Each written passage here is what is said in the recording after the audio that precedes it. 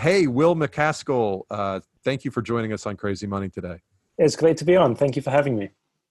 Will, your most recent book about effective altruism, which I'll have you define in a moment, but your book is titled Doing Good Better.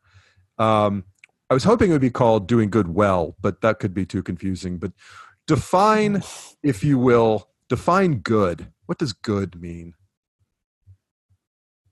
So, yeah, the account of good I have in the book is how many people you affect and by how much. And if it's good, then how many people you affect positively. So, if I affect you, by how much am I making your life better? Where that could be by extending your life or by increasing the quality of life while you are alive. And I want to look at that, but look at that for every single person I affect. And so the total impact I have, or the total amount of good I do, is everyone I affect multiplied by the amount by which I affect them in a good way. So over the course of your lifetime, you could affect many different people in many different ways. How do you measure good or progress there too? Yeah, so obviously measuring good is difficult, but it's not impossible. So one way, which I talk about a lot in the book, is health economists use this metric that they call a quality adjusted life year, which is a way of comparing different health programs. So if I look at two different health programs I could run out, I can look at how big an impact do I have in terms of how many quality adjusted life years do I give people, which measures by how many years am I extending people's lives. So if I save your life, but then you get hit by a bus 5 minutes later, I haven't really helped you very much. Whereas if I save your life and then, 30 years later, you die of old age, that's, a much larger benefit. But the second way I can help you is by improving your quality of life. So if you were going to be disabled or have chronic pain or depression, I can make your life go better by in working on those things, treating those things, even if it means that you don't live any longer, but you just have a happier, more fulfilling life while you are alive. And that's the kind of metric for health measures. But in principle, we can do this for anything. For anything we do, we can think, by how much am I improving this person's life?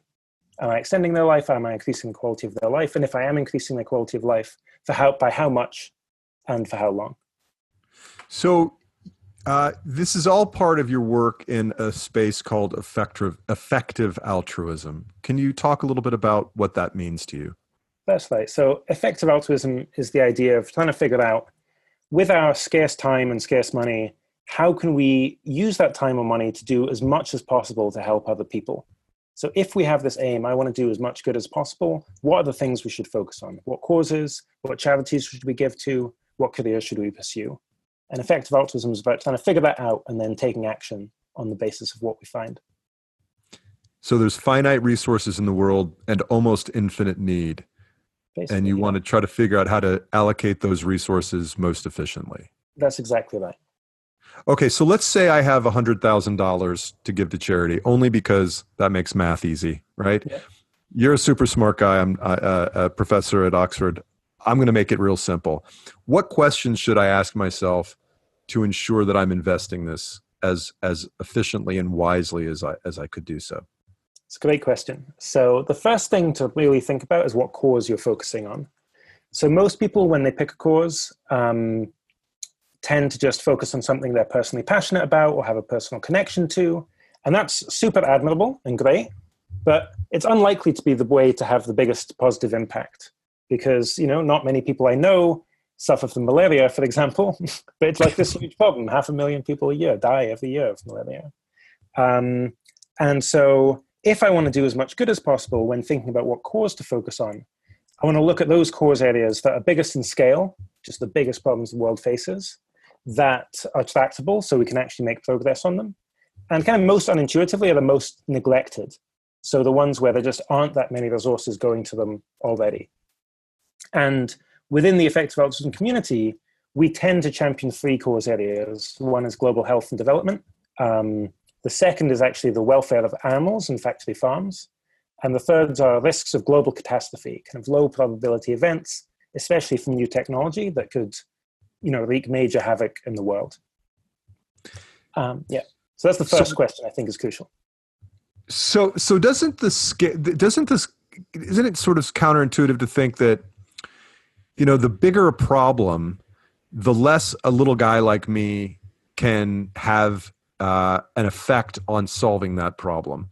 And I say I have $100,000, call it $100, right? Yeah. How much of an impact can I really make with $100 on a global problem like malaria? Yeah, well, I think it just scales proportionally. So I think if you have $100,000, maybe you can do about 1,000 times as much as if you have $100. Sure. And the way I think we should think about all of these problems, so global health and development is a huge problem. It's not really one problem. It's like a billion problems. It's a billion people who live below $2 a day. And in fact, when you're targeting your donations at the very most effective things, even a small amount of money is doing a huge amount of good. So that $100, that's paying for 20 long-lasting insecticide-treated bed nets. That means that there are, I'll do the math, 40 children for 2 years who are protected against malaria. If you donate $3,000, you're, statistically speaking, probably going to save a child's life with that donation. And that's like amazing. That's like not a huge amount of money, but that's a huge amount of good you can do. So, okay, so let's dive into a little bit about each of these areas that you said were the biggest areas that need our attention. Global health and development. What's being done? What are the biggest segments for making an impact within that large umbrella? Great. Well, yeah, global health in general just has this great track record. We've made a tremendous progress on things like eradicating smallpox, reducing the number of polio cases down to almost zero. Some top things at the moment, I'll mention two. So one is malaria, as I mentioned. So very simple strategy of just distributing these insecticide-treated bed nets. We really know it works. There's just a huge amount of high-quality evidence. Cost to save a child's life, typically it's under fives who would die of malaria, is, like I say, only a few $1,000s. A second health program is deworming. So this is something most people haven't heard about at all, but hundreds of millions of children live with, can be dozens of worms in their intestines. And these don't kill as many people as other diseases do, so they get a bit less of they're a bit less well known. But they do make kids sick, and there's evidence that it reduces earnings and number of hours worked kind of later in life. And they're just exceptionally easy to treat. So 50 cents will treat one child from the four most common intestinal worms. And that 50 cents, that's not just the cost of the drug is almost free, but includes all the costs of distribution, all the costs of administration, absolutely everything is rolled into that. So it's just this, it's often described by the World Health Organization as a best buy for public health. So and then global health. I'm sorry, you mentioned three main buckets of areas of concern. Global health. What were the other two? The second was the industrial farming of animals. Yes. Factory farming and the cruelty therein. And the second was global catastrophic risks. Existential risk, right? So I did have factory farming actually from your book. Okay, so factory farming. Why do I care about factory farming? How does that affect me personally? I think the two key aspects of factory farming. So I think, the first thing is just, I think most people care about animals to some extent. We get like outraged when, a cat or a dog is abused. And I think that's quite rightfully so. And in fact, if you survey people on like what appropriate conditions are in farms, you think that, people really don't want there to be cruelty on factory farms, on farms. But people really don't know just actually how bad the living conditions are for animals, especially pigs and chickens in factory farms. They're just kept in really kind of horrific conditions where I think they have, they're debeaked, their tails are clipped off, they're extremely crowded. And I think, their lives just contain more suffering than happiness. So in a sense, I think when they're killed, that's the kind of best thing that happens to them in their lives. But the two most striking things about this cause area, one is just its sheer scale. So it's 50 billion animals every year that are killed for food. So that's, every year, many times more animals kept in factory farmed conditions than there are people on the globe.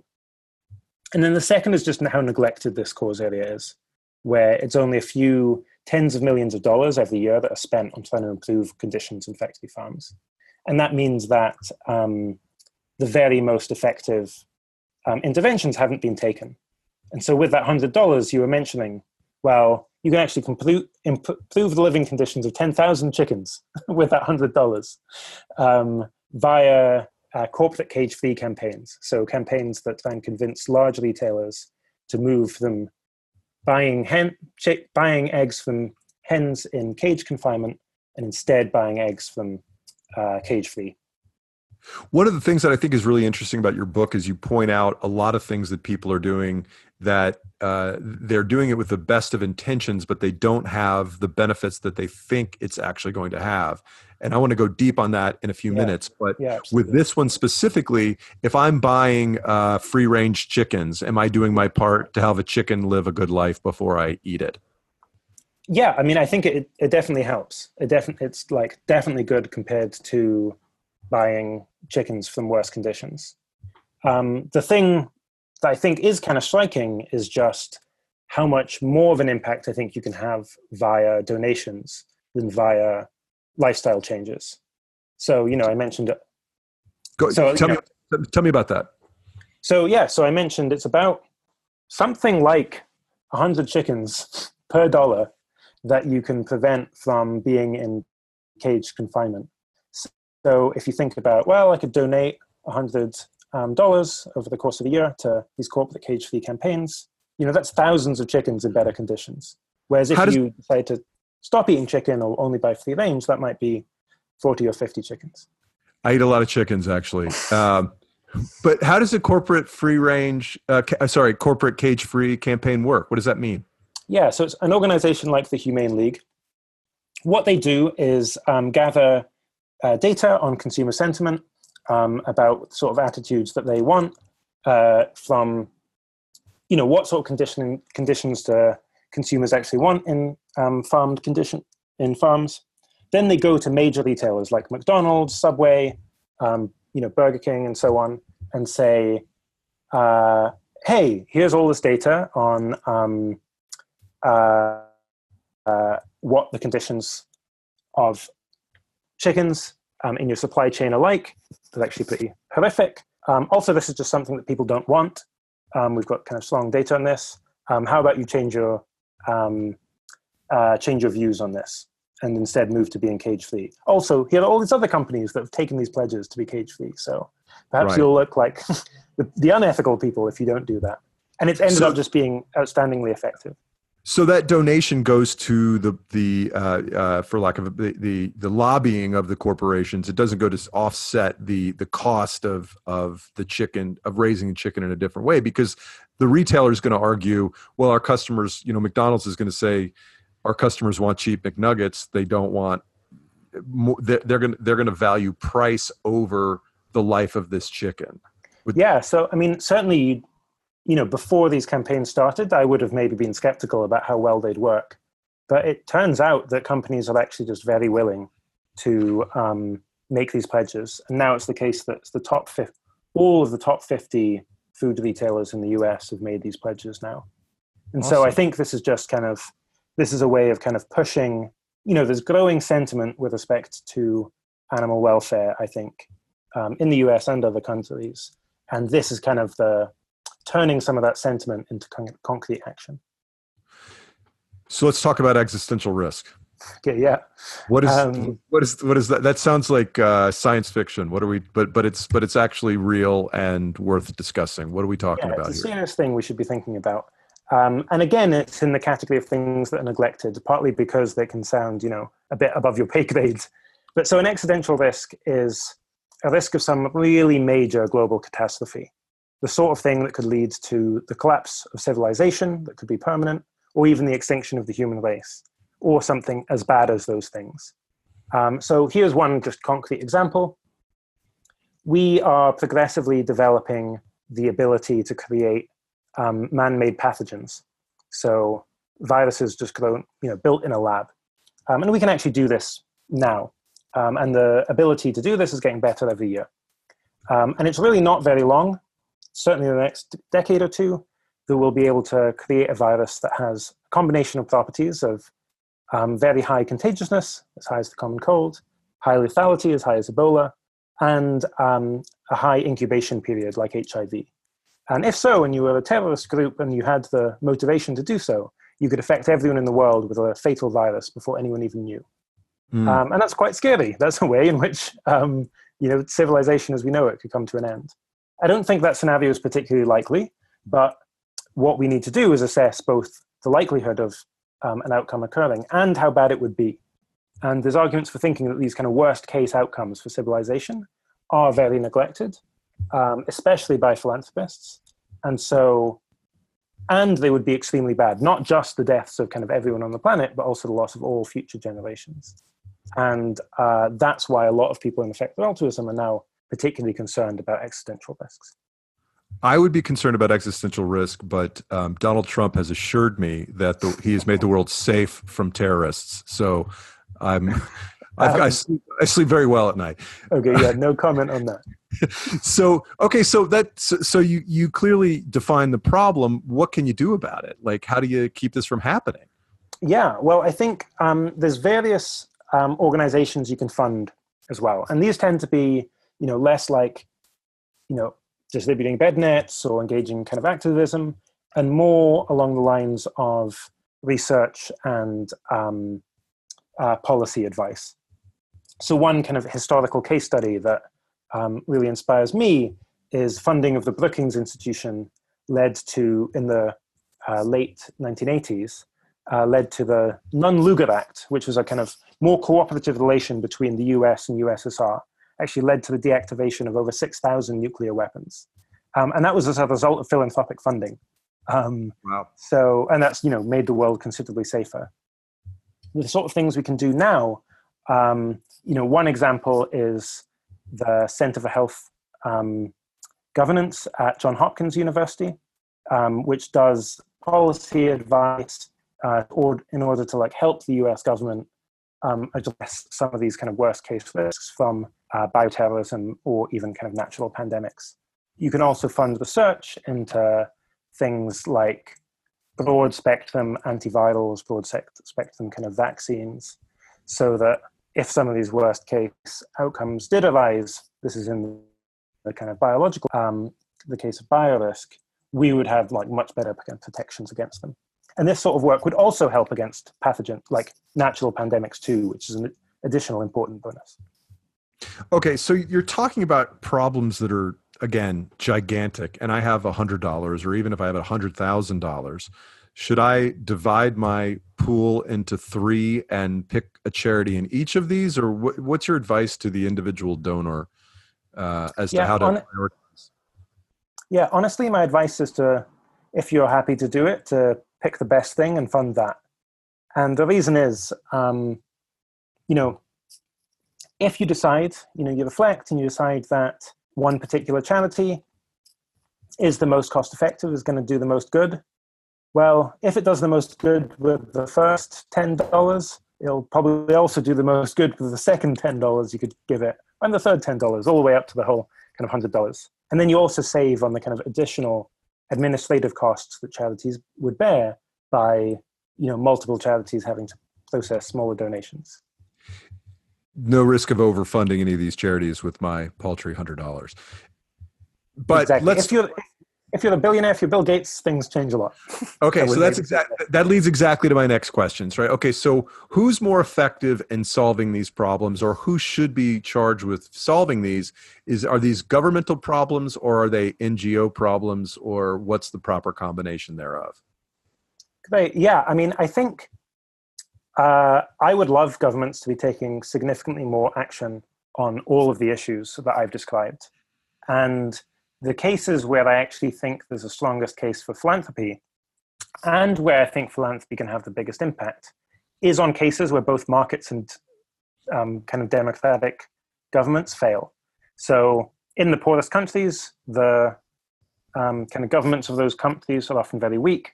And obviously people in poor countries don't get a vote over who's president of the United States. Even more so when it comes to non-human animals and to future people as well. They don't get a vote, they don't get to participate in markets. And so it's very unsurprising that they're systematically neglected by both governments and by companies. Their interests aren't taken care of. And then it's like philanthropy is kind of like a fallback option. We're building a wall against future people here in America. We just don't have space for them, honestly. Mm-hmm. That was a joke. I mean, yeah, I mean, it's kind of true. When you think something about future people, then future people don't pay taxes. Come on, they don't get a vote. Yeah, they will pay taxes. They will pay. I know. I get it. But that doesn't help with 4-year election cycles. So. No, it doesn't. Some of us here don't feel like our vote goes very far either. But that's gerrymandering is a whole other question. Okay, let's a month or so ago, or however long ago, there was a very serious fire at the Cathedral of Notre Dame in Paris. Yeah. Within days, philanthropists stepped up and committed $1 billion or more than $1 billion to rebuild this. The reward for their generosity was being pilloried in the press by people who opined that there were much bigger problems in the world to be solved. I'm of two minds on this. On the one hand, these are people that dedicated their private resources to help fix a public good. On the other hand, there's probably much bigger causes in the world that could be addressed with this $1 billion. How should I think about this? Yeah, I mean, I want to think about it as a kind of, the right response would be kind of yes and rather than no but. So, you know, the way I assess it's like the status quo is that people don't give very much at all. If someone starts giving, trying to use their money to make the world a better place, we should be celebrating that. At the same time, it is the case that, I mean, even in the case of Notre Dame, they receive more money than they need to actually rebuild and to repair the damage, right? Which is kind of striking. So I think we should be actively trying to encourage people to donate to those kind of very most effective places. But I think it's like quite an ineffective way of encouraging them to do so by criticizing people when they actually do try and do some amount of good, even if you think that is kind of somewhat misguided. So it's a tricky issue. It's hard, you know, I think we should be constantly trying to push people onto the most effective causes. So far, I haven't really converted anyone by criticizing them when they're trying to do a good thing. You don't think criticism isn't a motivating factor? I think we should focus on the positives. So let's assume that most people have very good intentions, excuse me, and they want to make a difference. In what ways, what are some common mistakes that people are making in the ways, well, let me rephrase that, since we don't want to use criticism as a motivating factor. In what ways can well-intentioned, good-intentioned people invest their money better? So give me an example of some charities that are being funded generously where that money could be better allocated to do more good in the world. Yeah, I mean, I think it's quite systematic. So people in general just tend to not think very much about where they're donating. So supposing you're making a major purchase, you're buying a TV or a new computer, or certainly if you're buying a car or a house, you do like a lot of research into this. You'd be investing time, you'd be on Amazon, you'd be looking at different reviews and so on. But for some reason, when it comes to charity, people just tend to kind of give to the first person that approaches them on the street. They often do it quite unthinkingly. And so the biggest thing is to actually just start doing some research. And there are organizations like GiveWell, which makes recommendations in global health and development. The Open Philanthropy Project, which is a major foundation, but that publishes all of its research. Or we have a program called the Effective Altruism Funds, which allows you to donate to top charities in a variety of cause areas by, you know, kind of giving your donation to an expert who can then reallocate it. That's like the very first step, and will allow you just to obviously have a much bigger impact than if you're donating to the first kind of charity that approaches you, or to one of the kind of standard mega charities that you might have heard about. So I think that's like by far the biggest thing. A second thing I would say is just in terms of different ways of trying to do good, whether that's kind of, you know, people often see just many different things as high impact, like you can change your lifestyle, change ethical consumption, you can donate, you could volunteer, and so on. It seems to me like the biggest ways of having an impact are generally via your donations, and then if you're willing to do so, via your career too. And over again, I've just tended to find that well-targeted donations to the most effective organizations can do a lot more good than, lifestyle changes, ethical consumption sort of behaviors. And you might want to do that too. There's nothing stopping you from doing both. I'm like a vegetarian and I also donate. But I think the thing we should be really trying to champion is thinking about how we use our financial resources, and that being like, if you want to do good, that's the kind of obvious first thing to try. Whereas at the moment, people think about like, oh, what should I stop buying? And it's very complicated, and often you just not having as much impact as if you focused your donations on these most targeted ways of doing good. Okay, so let's just say that I gave up this very profitable career of comedy and podcasting, and I said, I have a choice that I can make, and I want to do the most good in the world. Should I go to Wall Street and be an investment banker, earn to give, or should I go dedicate my life to digging wells in Africa? How can I do the most good? Great. It's a great question. So early on, I definitely pushed this earning to give message pretty hard.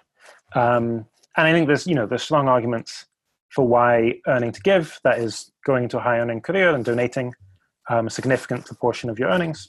50% is a common amount among the people that I do know who are earning to give. Sorry, did you say 50%? 50%, yeah. It makes... Is that pre-tax?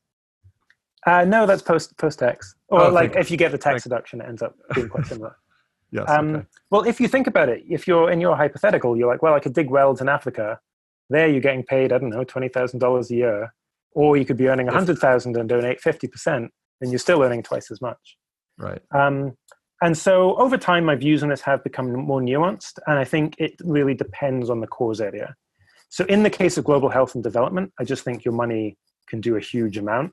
And there's things that are just like buying bed nets and providing children with bed nets, where the gap is just on the order of hundreds of millions of dollars. And if we had more money, we could do this and people's lives would be saved. In contrast, if the cause area was like, doing scientific research and you're like, a brilliant young undergraduate, I think you probably just can do more good by becoming a scientist than by earning to give to try and find more scientists. Because there's already a lot of funding in science, and the thing that's the real bottleneck is having kind of brilliant scientists. And that's the case, I think, for existential risks. I think it's more about having good people kind of working in this area. In your own case, maybe I would say you've got this platform on a podcast. More people should know about this idea. That's like perhaps the best way you could do the most good. Whereas other areas, farm animal welfare, perhaps. And I think certainly global health and development, there's a much stronger case for just saying, look, the thing that's the real bottleneck at the moment that's going to do the most good is money. But I think it depends a lot on what your particular alternative opportunities are. Do you think that giving, one of the things it's not just that people aren't giving efficiently, it's that people aren't giving, or that they're not giving as much as they could be giving. And one of the points you demonstrate charitably is just how wealthy people are in the West relative to the rest of the world. Yeah, absolutely. So I was pretty shocked when I first found these figures, where I was a graduate student at the time. I was living on about £9,000 per year. I really didn't have that much money. That put me into the richest 15% of the world's population. Did you feel rich? I did not feel rich. I felt exceptionally poor. And so it's just striking that if you're a member of a rich country, certainly if you're a middle-class member of a rich country, you are in probably the richest few percent of the world's population. And so, in my own case, even after donating, I'm on a kind of academic salary, I donate currently about 20% of my income. I'm still comfortably in the top couple of percent of the world's population. And so it's kind of weird. Obviously, most people would think, well, donating 20%, that's aggressive. I think it's aggressive. It's aggressive. It seems like, quite a bit. But I'm only in the richest 2% rather than the richest 1.8%. It seems like that's hard to really cash out as this kind of major sacrifice relative to other people in the world who are literally 100 times poorer, literally living on a hundredth as much as I am living on. And I think this is just a fact that's among the most important facts in the world today, and it's very poorly known, very poorly understood. Because these numbers also, they take into account the fact that money goes further overseas. So it's real dollars as opposed to, okay. Yeah, so, I mean, a dollar in the developing world goes much further than it does in New York City or London, for example, right? Yeah, exactly. So one of the things, one of the interesting, you compare several different organizations that do different things and say, okay, well, which of these places should you direct your giving toward if you want to do the most good? And one of the things that was interesting to me is that direct payments to people in the developing world is one of the most efficient ways to give. Yeah. So if I could take, let's even 1% of my income and give it to somebody in the developing world, how does that improve their life relative to the sacrifice I make on my end? Yeah. So in the book, I call this the 100-fold multiplier, and it takes two facts. One is this fact that if you're about an average earner in the US, you're in financial terms 100 times richer than the poorest people in the world, the poorest 700 million people. Take that fact, combine it with a second fact, which is about the relationship between money and happiness. And so money does help buy you happiness, but the amount by which it buys you happiness decreases very rapidly. So a doubling of your income buys about the same amount of additional well-being.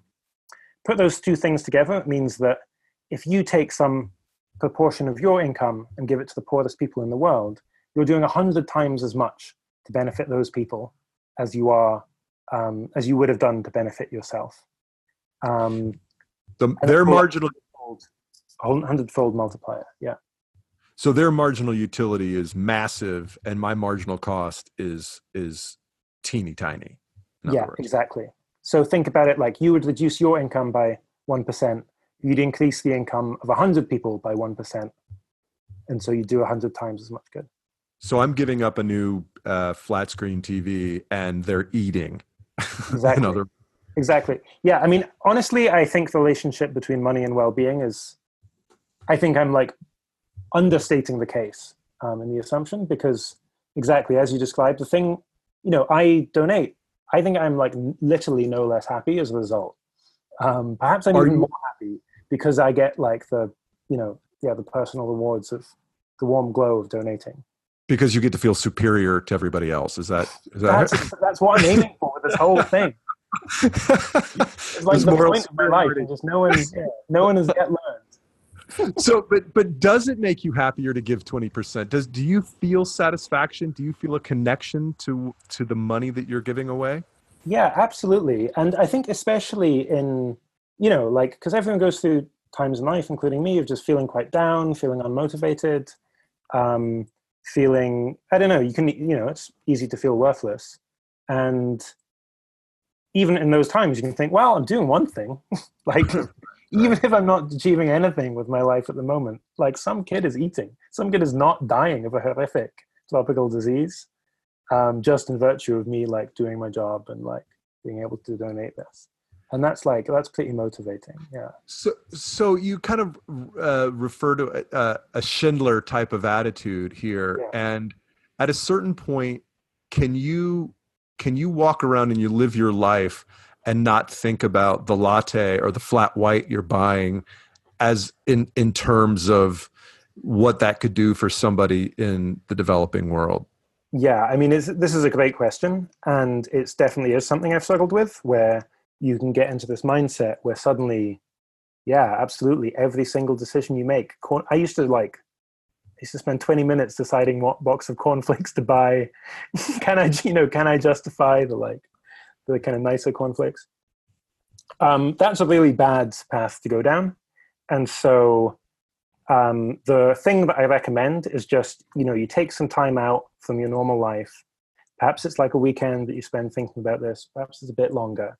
And you think just like, well, what level am I comfortable with? What am I happy, what's the kind of balance between, my own life and altruism that I'm happy to strike. And that's just going to vary for everyone. Like everyone's in a different circumstance. I'm in like, my life's just really good. I'm able to perhaps make a larger financial sacrifice than other people who are in more difficult life circumstances. You figure that out for yourself. You make that commitment. And maybe that's 1%, maybe that's 10%, maybe it's more. And then you live by that and you're like, I've made my decision now. I have my two buckets. I've got my altruism bucket. I've got my life bucket. And I think of these as two different worlds. And that can be hard to like implement in practice, but it's definitely the way I would encourage everyone to try and think about it. Well, on the one hand, we probably all should be more uncomfortable and thinking about how fortunate we are. And on the other hand, you got to get to work every day without being paralyzed. Exactly. Right? Exactly, yeah. So what do you do with your 20%? Where does that money go? Yeah, I mean, at the moment, so historically I've tended to give to these top development charities. Recently, over time, I've gotten more and more convinced by the arguments that we're really neglecting the very long run and very neglecting these, low probability events of extremely bad outcomes. So the area I'd be most inclined to give to now is part of, so one of my organizations, the Center for Effective Altruism, has these effective altruism funds where if I say, look, I just really care about the very long-term future, then, and I'm worried about existential risks, I can donate to this fund, and then people can say, okay, we've got, $2 million in the fund. We think this is the best organization doing work in this area. It just needs 200,000, so we'll completely fund that. Then we'll move on to, the second best organization. It needs 600,000, and they can allocate that money in a centralized way. Whereas if I, as an individual donor, was just trying to donate to one of these small organizations, I might misallocate. And so that is now where I tend to donate at the moment. So in particular for ensuring that, developments in potentially transformative and potentially risky technology, like synthetic biology, ensuring that goes well rather than poorly. So I mentioned earlier that you make a lot of counterintuitive and potentially very unpopular assertions in the book. You imply that good intentions lead to waste, perhaps even to harm, and you make some references to things like scared straight, micro lending. You may have said make a wish, or maybe I put that in there. But then there's like cancer is really, really well funded relative to other things. Yep. Talk to me a little bit about these areas that have more money than they can put to use effectively. So I mean, I really, like I say, with everyone who's trying to do good on any of the things you've mentioned, I want to be kind of encouraging towards them. In general, most attempts to do good, very few of them, I think, do harm, but some do. You mentioned Scared Straight. That's a program that sends juvenile kids to jail for a few hours to try and scare them out of a life of crime. That increases crime rates. We should not be doing that. It's awful that we continue to do so. But one of the things that ends up being unintuitive is this idea of neglectedness, this idea of trying to focus your efforts on things that aren't already getting as much attention. Because the things you probably have heard most about are things like prostate cancer and breast cancer and other cancers, or other things that affect people in rich countries. That's why you've heard about them. And for the same reason, they get tons of funding. I mean, even just looking within cancers, I think this figure is right, is that prostate cancer, per kind of unit of harm it does in terms of the scale of the problem, it gets 50 times more funding than stomach cancer does. And now, is it more tragic for someone to die of prostate cancer than stomach cancer? No, it's like equally tragic. And so why is it the case that prostate cancer gets 50 times as much funding per person that gets killed? Because the exam is so fun. Because the exam is fun. But no, I think it is in part because of it's got there's a gender identity to it, and we have campaigns around that. Or there's just various psychological reasons where some conditions are more salient than others. But then what's just looking within cancers, when we look at things like poor people in poor countries, or animals in cages in factory farms, or let alone people who don't even exist yet, they're extremely out of sight and out of mind. And that both explains why it's kind of unintuitive to focus on them sometimes, but also why it's so impactful if you do. So you mentioned a couple of other things like disaster relief. Yeah. Get more fun. Why does disaster relief get so much funding relative to its actual needs? Again, this is just a kind of quirk of human psychology, is that there's an earthquake and, several thousand people die perhaps.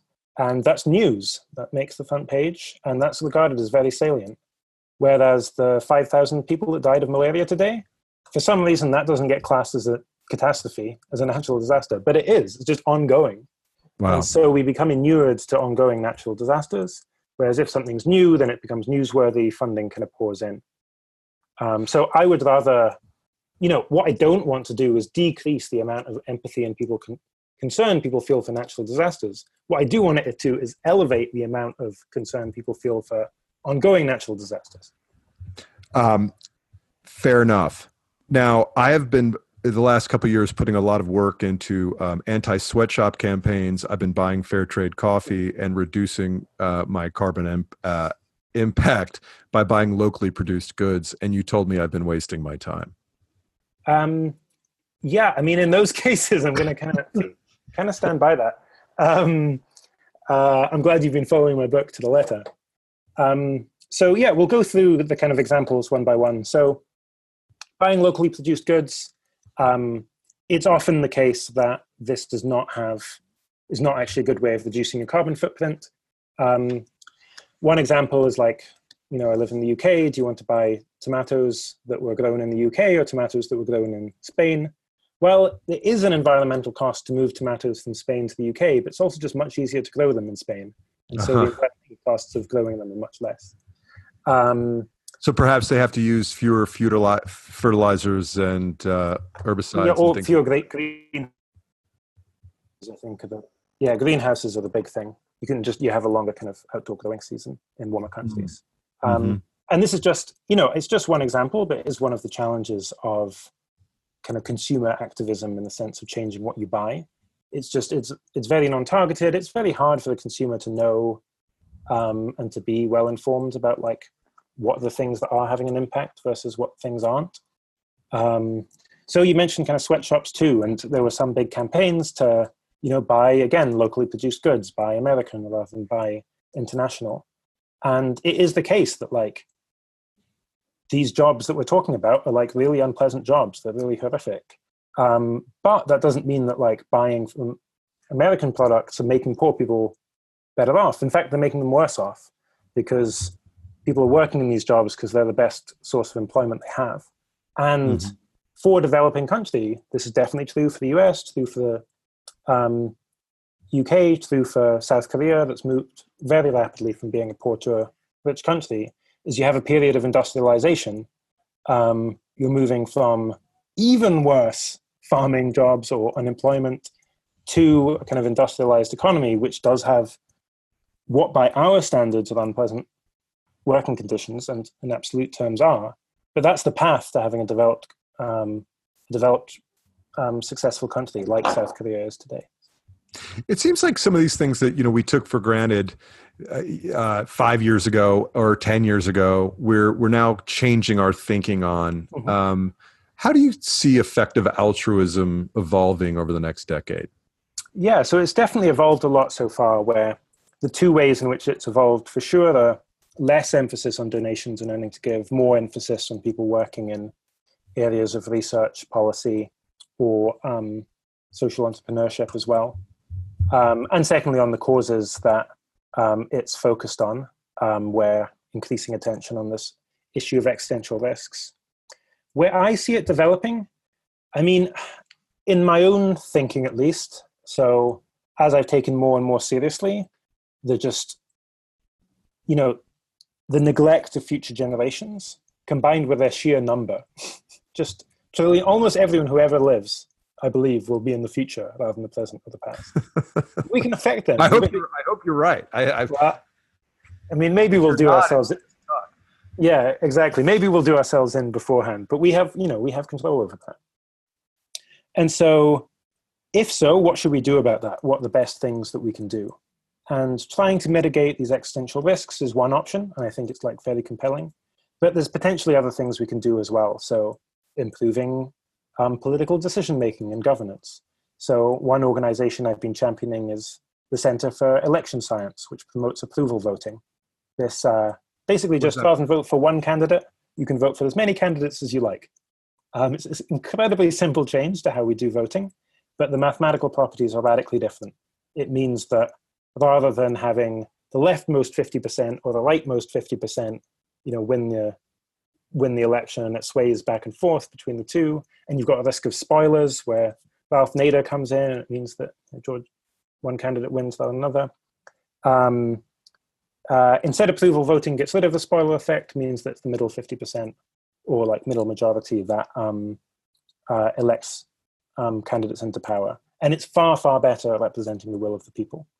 And this is just something where I just don't know what all the effects of it are going to be. But I think a world in which people have a better tool at representing their own preferences in democratic elections is going to look kind of a lot better. And I would expect that to have kind of long-run benefits for future generations. Similarly, if I think about ways of giving more political representation to future generations as well, there's obviously a challenge because they can't vote for themselves. But I think there are some things we can do that might help with that in the same way as we've managed to give effectively greater political representation to environmental concerns over the last 100 years. And that's via legislation, that's via having select committees of politicians who are designed to represent future generations. That's like, yeah, so the category of things that are like, what are the ways we can have very long-lasting benefit? I still feel like I have a very poor understanding of that now. And I think that's something where I imagine we'll learn a lot over the coming decade. So your ideas on how to address big problems are appropriately large and future thinking. Some people might call them a bit crazy. Who are your critics and what do they say about you? Okay, terrific. So interestingly, I mean this in all sincerity. I'm not trying to trip you up at all. I really no. I love the question.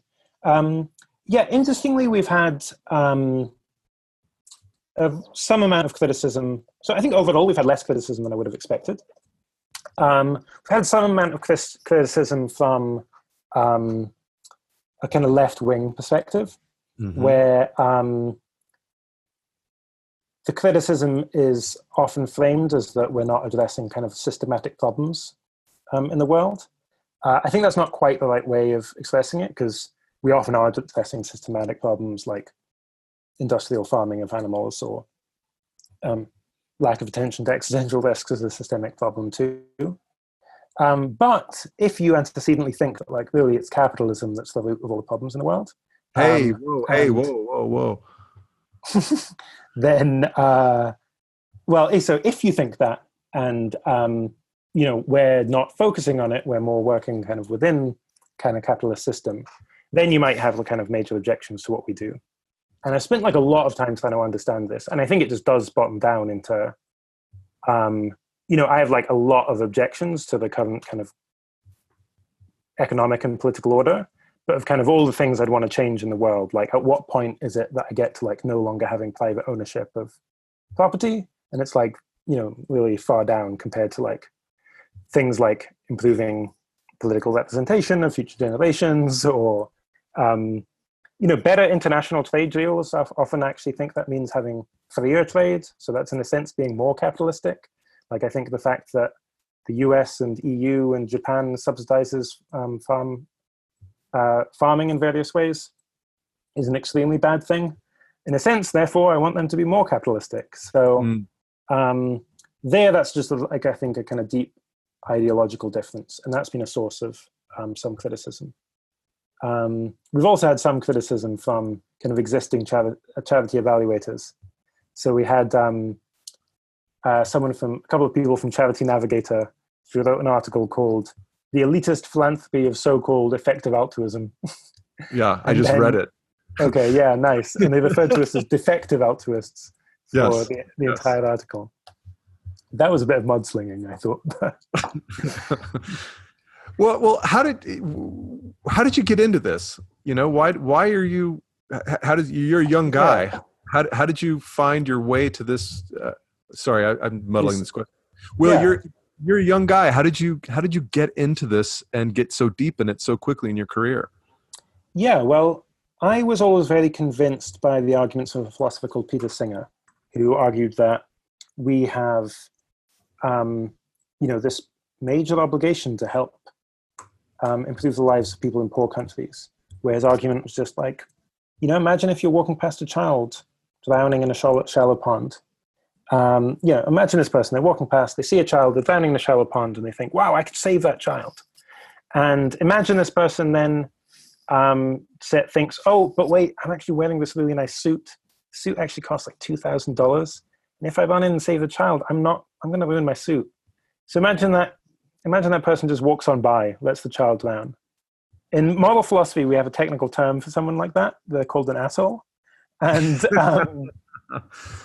Peter Singer's argument essentially is that, well, we would all agree this person is immoral for walking by and not saving that child.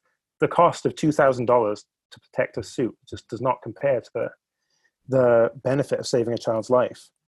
But what he points out is that we are in that situation. We're in that situation all the time. We could be spending a few $1,000s in order to save a child's life. And I found that argument very compelling. And I really did absolutely nothing on the basis of the belief that argument was compelling. For quite a few years, I felt quite guilty instead. And it wasn't very productive. But that changed when I met another philosophy graduate student at the time called Toby Ord, who had also taken these ideas very seriously, but had made a commitment to give away, he planned, most of his income over the course of his life on this basis, and had started doing research into, what organizations were going to have the biggest impact with his donations. And for me, just as soon as I had that kind of tribe of two people, that one other person who I could, connect with and make me feel a little bit less like an alien for my beliefs, that was kind of just what I needed to actually start taking action on this. And so then in 2009, I set up an organization called Giving What We Can, which encouraged people to give at least 10% of their income to the most effective charities, and was doing research to try and recommend what charities are most effective. Mm-hmm. Peter Singer, he wrote The Most Good You Can Do. Is that? That's right, yeah. Another book on effective altruism, yeah.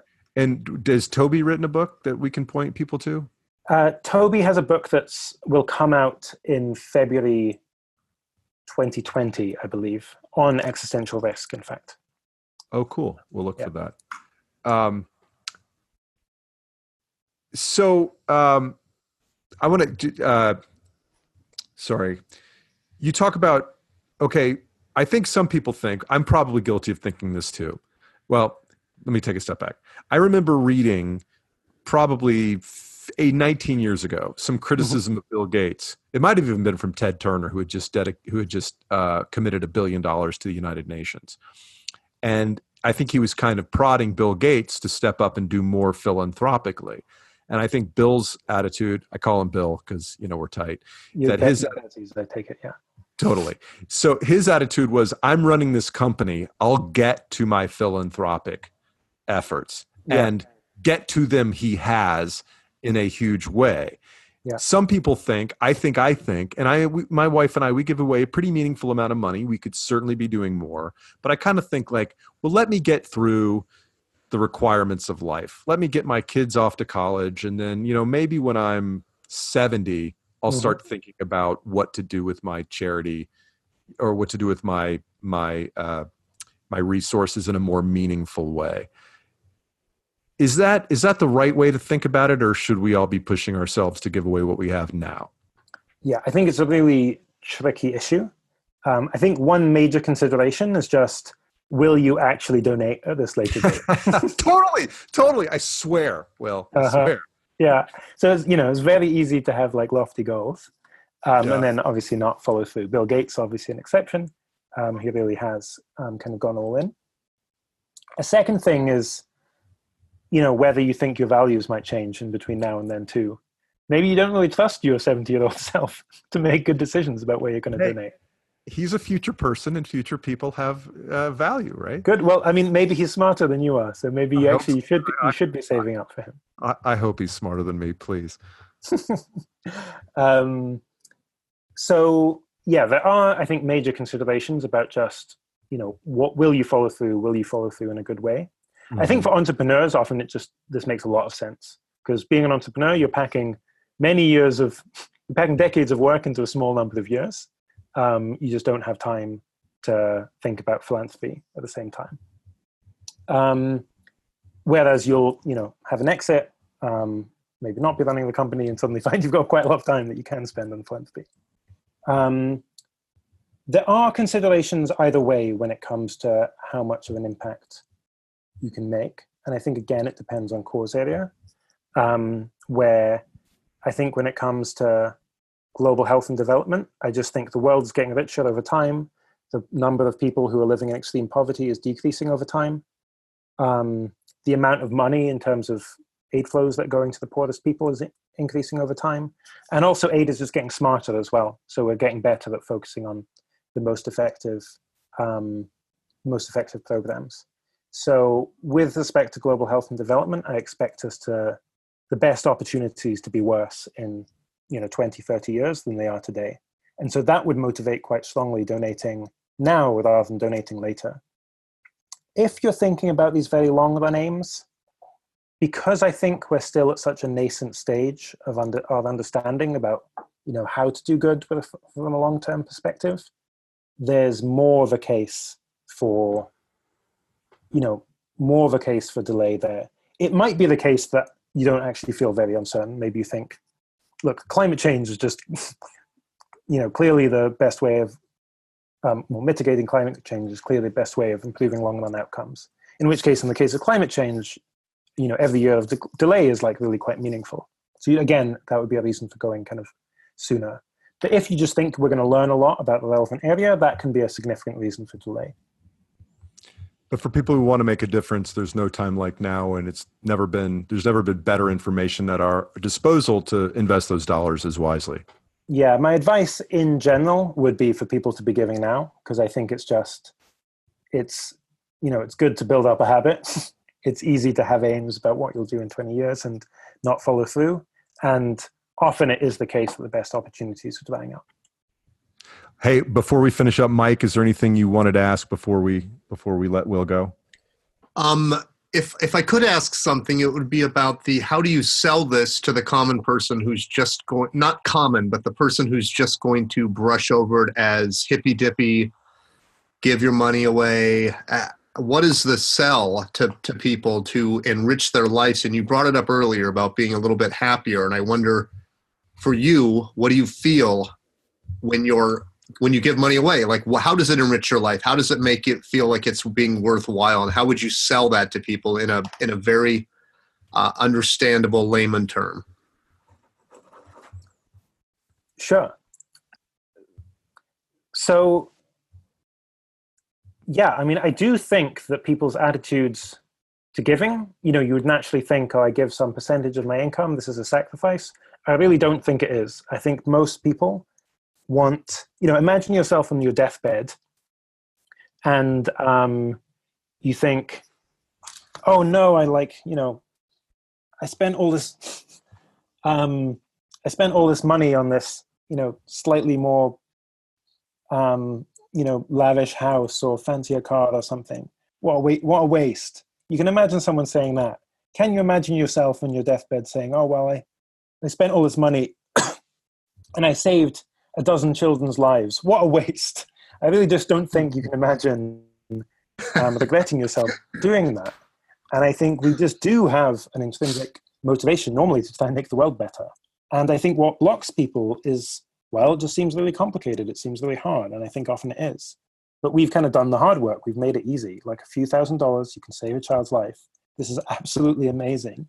this is something that you should like really feel very good about doing. And that's within the reach of, anyone listening to this podcast. But making donations over the course of their lives. I think the one challenge, well, there's many challenges, but one of the challenges is, hey, I'm going to write a check for however large it is, regardless. It's like, I can empirically understand that money is going to be invested to save lives, but I'm not going to see it. On the other hand, if I build a gym at my high school, you know who's going to see that? My damn ex-girlfriend and